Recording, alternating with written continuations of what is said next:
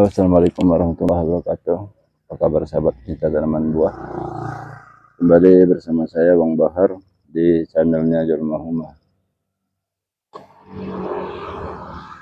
Beberapa waktu yang lalu saya ada lihat postingan di tetangga sebelah ya, dimana postingan itu mengeluhkan pohon pepayanya busuk. Jadi setelah saya perhatikan, baik di video maupun di foto yang ditampilkan, maka ketemu permasalahannya. Masalahnya itu adalah kesalahan di saat melakukan pruning atau pengurangan daun. Jadi kalau kita ingin melakukan pruning pada daun pepaya seperti ini jangan kita langsung putuskan dari sininya.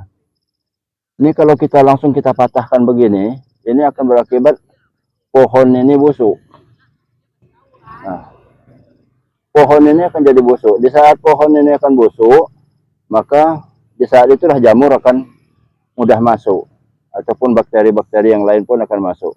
Jadi kalau kita melakukan pruning atau pengurangan pada daun, cukup kita potong, kita sisakan sedikit. Setelah kita sisakan, ini kita biarkan aja. Nanti dia akan busuk, akan kering, dan akan jatuh sendiri. Tapi kalau kita patahkan langsung begini, ini akan terluka. Di sini pasti akan terluka. Jadi kalau kita mau melakukan pruning atau pengurangan, cukup kita lakukan pemotongan sekitar sini. Nah, ini sudah cukup. Nanti ini akan kering sendiri, dan ini tidak akan mengganggu dari pohon ini sendiri. Karena dengan kita melakukan pruning ini, berarti ini kan sudah terputus nutrisi yang ke daun. Tetapi kalau kita langsung kita patahkan begini, ini pasti akan terluka. Pohon ini pasti akan terluka.